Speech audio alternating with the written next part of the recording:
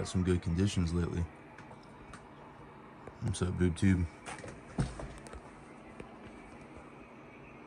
I changed it again. I just wanted something different, a little bit more amperage, and I accomplished this by a EPD transformer, iron core, baby. It's unregulated, but under load, it works great. It drops down to like, I don't know, 14.8 on a sideband, and maybe 15, 16 on AM, depending on what the carrier is.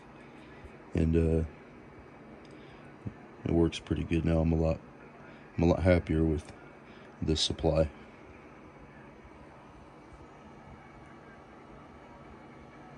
I'm on the high tap. Used a copper phenolic to mount the wires and whatnot to the capacitor, and then run them to the bridge rectifier. This is a 600 volt 200 amp diode mounted on a good chunky heatsink. Keep it cool.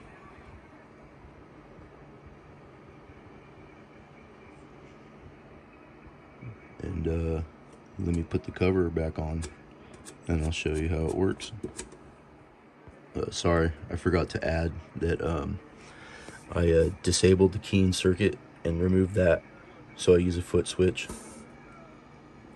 Going to a jack on the back of the box, and then I disabled or disconnected the receive preamp and just did a jump on the relay. I had to add a capacitor or two to make the pass-through like a 1.2, 1.1. Turned out great, pretty flat. And so I just have some pointless switches. I might use them later on for like turning extra fans. I might mount a fan down here on the heatsink for the bridge rectifier. But yeah, those are two things I did to it. I did not build this box. I just I'm changing up the power supply a little bit, trying different things, and this is the latest one. I've had it going for a little bit, and it seems to be pretty reliable. Really works good. Though I will say, with a unregulated supply like this, you should have a pretty stiff service. This runs off 110. It's a 110 transformer in the primary,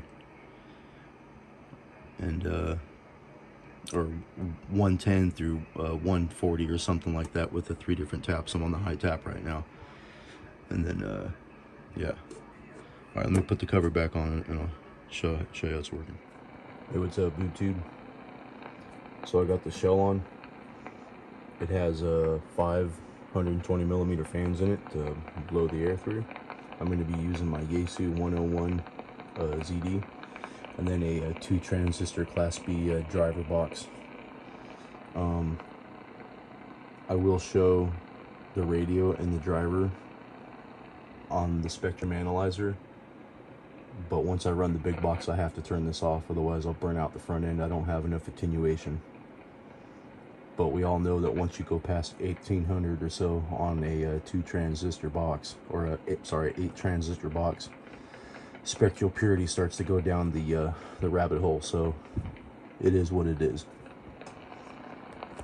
I'm also going to be using my custom A-Static 878 desk microphone. I changed out 2 capacitors inside of it to let the majority of the lows pass through, because we all know that this is an AM microphone, and it sounds awesome on AM. I'm not ragging on it, but when you go on sideband, you get a tinny / tunnel type of audio.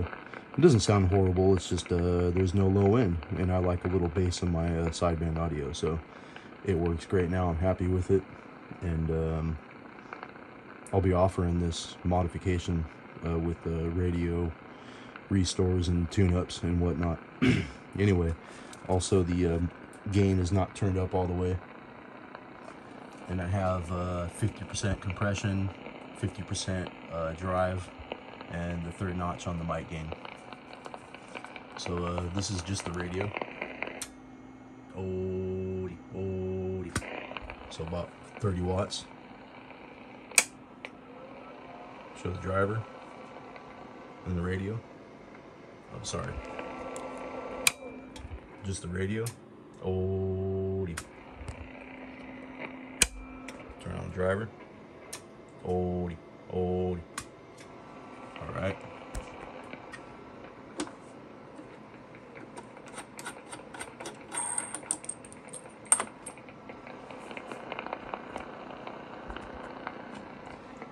The voltage rests at about 20 and can drop between 13 and 16 depending on AM or sideband and how big of a carrier I'm running on AM.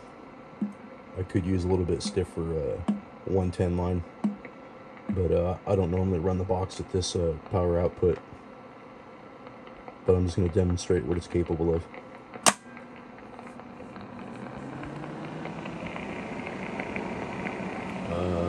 PEP, driven. Oh, brake, brake, brake.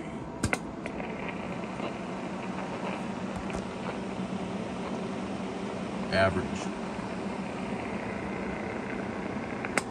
Oh, brake, brake. Oh, not bad.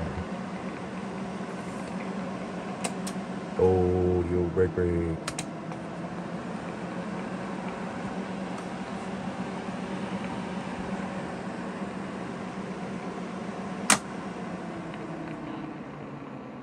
I'm much happier with this power supply, and I feel the box runs better and sounds better on sideband with this type of power supply. Not saying that switch modes are horrible, but a linear supply is much better, I must say. This box never did this with switching power supplies. It never did that amount of power, never. And I could probably pump this up to 400 watts and get even more out of it. But like I said, we all know where an 8 transistor box goes on spectral purity once you go past that point. I run it about 1500 watts PEP on sideband, and I do between, or I'll put down like a 200-300 watt carrier on sideband, and she seems to run real well. Doesn't get too hot. She will if I get long-winded, but these 5 fans seem to keep it cool. And once again, I did not build the box. I didn't build that box either. But I did change the power supply.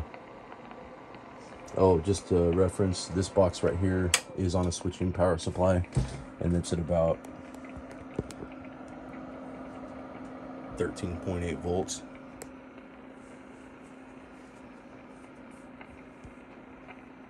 And yeah, I'll have quite a few more videos coming up pretty quick here, so stay tuned.